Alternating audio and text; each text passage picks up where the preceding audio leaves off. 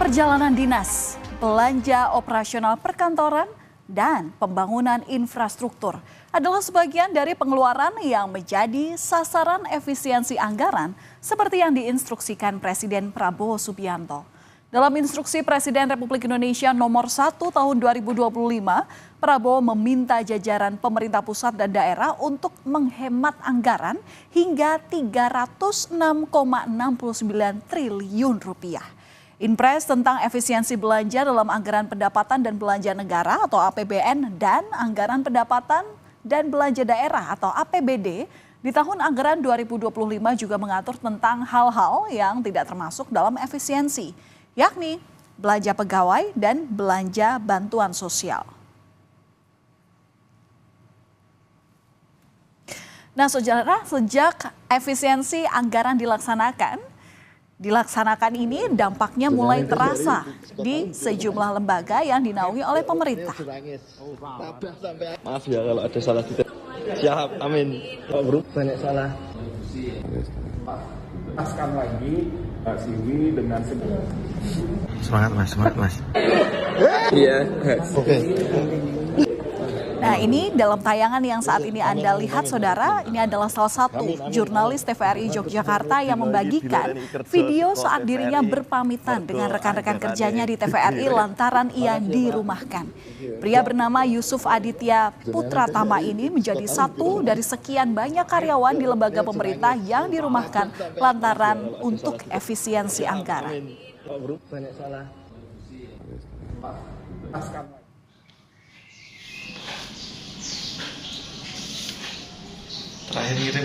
Yusuf Aditya Putratama bercerita bahwa ia dirumahkan sejak 6 Februari 2025.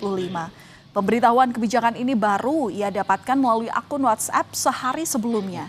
Meski sempat kaget, namun ia meyakini jika kebijakan efisiensi anggaran ini menjadi jalan yang harus ia jalani. Saat ini ia terus menekuni usaha kedai makanan yang ia dan istri rintis beberapa bulan sebelumnya serta sebagai konten kreator.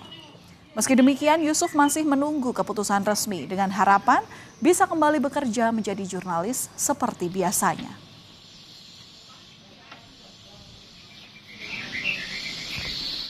Amin satu dapat informasi, dapat surat, kemudian ke kantor, ternyata ada keputusan bahwa waktu itu dirumahkan.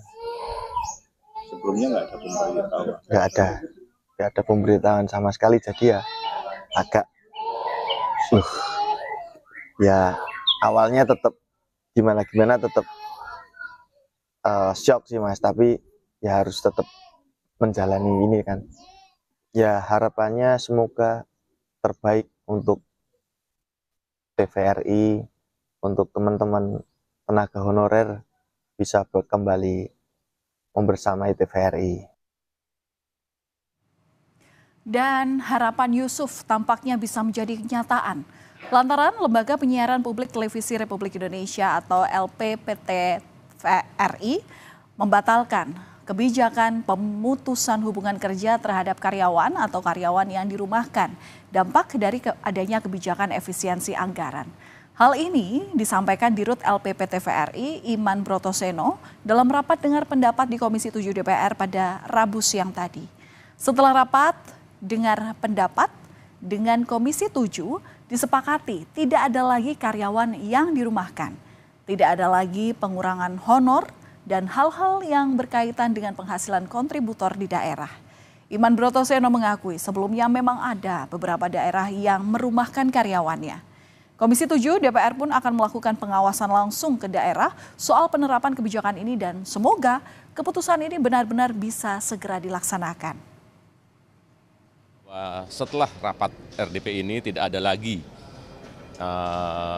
semacam perumahan atau pengurangan honor dan hal-hal yang berkaitan dengan penghasilan dari kontributor di daerah. Jadi kami setuju dan sepakat gitu aja. Langsung diterapkan per hari ini, Pak? Anggaran kami mendapat relaksasi dari pemerintah.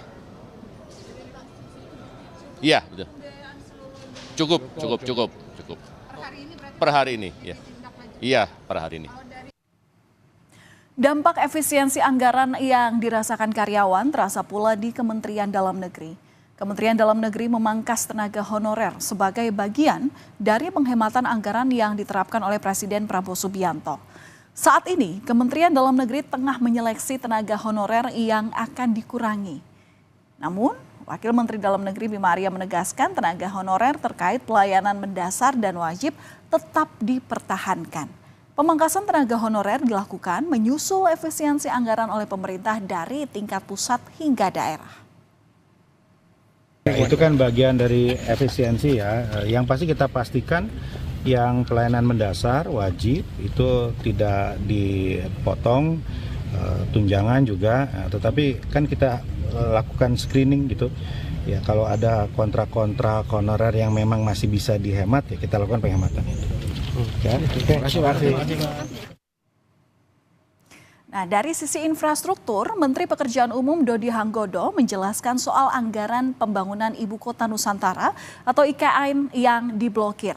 Dodi bilang anggaran IKN masih dalam tahap politik anggaran atau tahap pembahasan di DPR dan tak akan mengganggu pembangunan IKN dalam 5 tahun ke depan.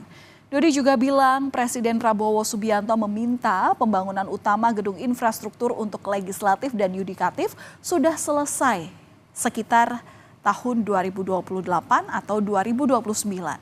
Sebelumnya saat ditemui usai rapat kerja di DPR pada 6 Februari lalu, Menteri PU menyatakan anggaran kementeriannya untuk proyek Ibu Kota Nusantara diblokir dan belum ada progres dari pembangunan IKN. Dalam efisiensi APBN 2025, anggaran Kementerian Pekerjaan Umum dipangkas hingga 81 triliun rupiah. Sebetulnya nggak blokir lah, sebetulnya lebih tepatnya itu politik anggaran, Mas. Politik anggaran yang kita lakukan dari Kementerian Keuangan ngasih sekian. Kemudian dari situ kan kita detekkan sekian ini saya memiliki kejangan apa A, B, C, D.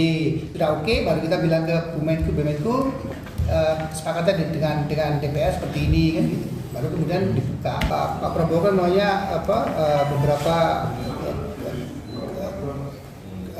bangunan utama yang legislatif yudikatif itu segera berdiri. Ini bangsa 2008, tapi saya nggak tahu. Ini kan saya cuma dengar sepintas sekarang di rapat kabinet suka ada kan. Di tengah ramainya pembahasan soal dampak efisiensi anggaran, pihak istana membantah pemangkasan setengah anggaran milik Badan Meteorologi, Klimatologi, dan Geofisika. Pemerintah menegaskan efisiensi tak berpengaruh pada kinerja kementerian dan lembaga. Sementara itu, Kepala Kantor Komunikasi Kepresidenan Hasan Nasbi mengibaratkan pemangkasan anggaran hanya menghilangkan lemak dalam anggaran lembaga tanpa mengikis ototnya. Hasan menyebut bahwa ada 4 kriteria yang tidak terkena efisiensi, yakni gaji pegawai, layanan dasar prioritas pegawai, layanan publik, dan bantuan sosial.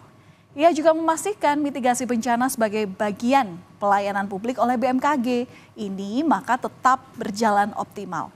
Dan juga menegaskan bahwa tidak benar jika anggaran BMKG terkena efisiensi sebesar 50%. Sementara Ketua Ikatan Pegawai LPSK Tommy Permana menyebut sisa anggaran usai dipangkas akan menyulitkan pemberian pelayanan terhadap saksi dan korban LPSK. Juga terkena imbas pemangkasan anggaran dana pagu 2025 hingga 62%. Sejumlah pegawai LPSK menilai dampak pemotongan anggaran ini bisa mempengaruhi kualitas perlindungan terhadap saksi dan korban.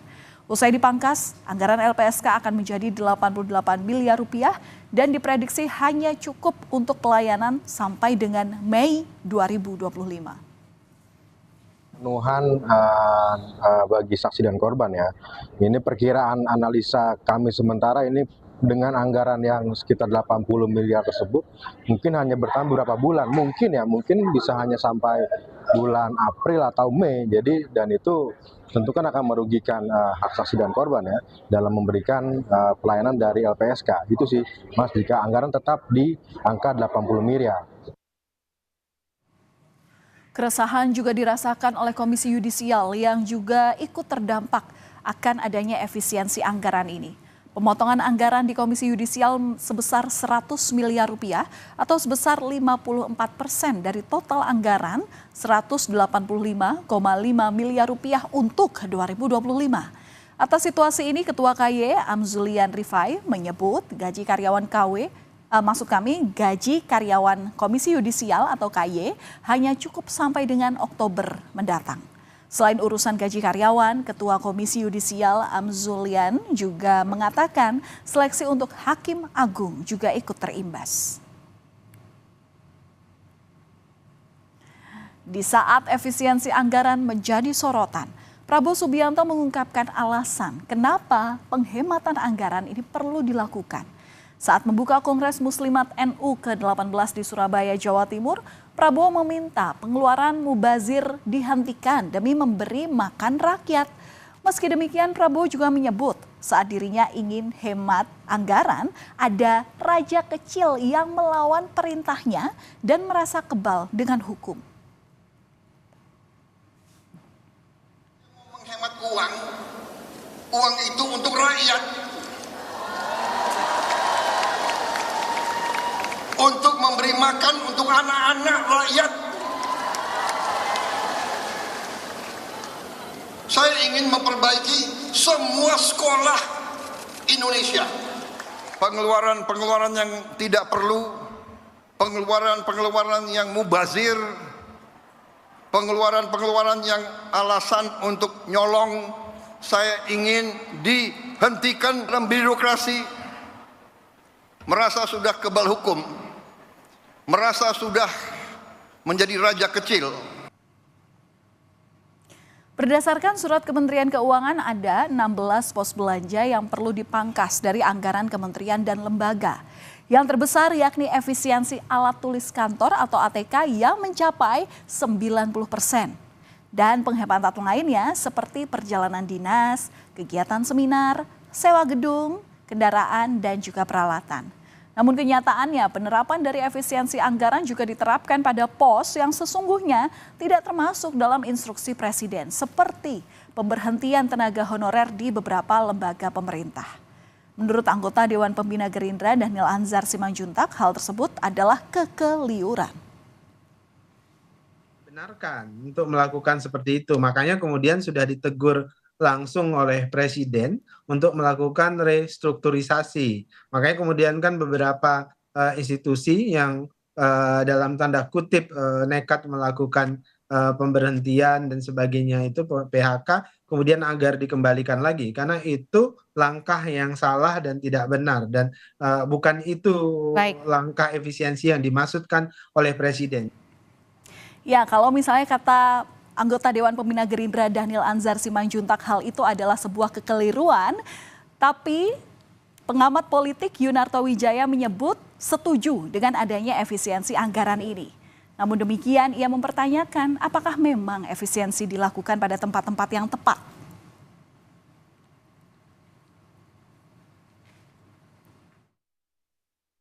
Ini kan masalah keadilan dan kesetaraan. Kalau ada 16 komponen dalam Impres nomor 1 2025 yang harus dipotong, kenapa Kejaksaan tidak dipotong? Kenapa DPR tidak dipotong? Kenapa kepolisian tidak dipotong? Mereka semua memiliki 16 komponen yang seharusnya dipotong juga. Yang ketiga, pertanyaan mendasar, apakah kemudian adil bahwa karena program prioritas tertentu, misalnya NBG, katanya akan ditambahkan 100 triliun, dari 71 triliun menjadi 171 triliun, apakah kemudian harus mengorbankan kebutuhan mendasar yang lain? Ketika ingin membuat perut anak-anak kenyang, apakah kemudian kualitas sekolah atau kemudian hak bersekolah di tahun 2025 karena ada pembangunan yang dihentikan terkait dengan sekolah SMP, SMA, dan lain-lain, itu kemudian merasa adil buat masyarakat? Saudara, efisiensi anggaran untuk kepentingan rakyat menjadi niatan baik yang perlu dihargai. Namun dalam pelaksanaannya hendaknya benar-benar sesuai dengan apa yang telah diinstruksikan. Jangan sampai timbul kekeliruan yang justru bisa menimbulkan kerugian. Semoga efisiensi anggaran bisa dilakukan secara tepat dan benar-benar bermanfaat untuk rakyat.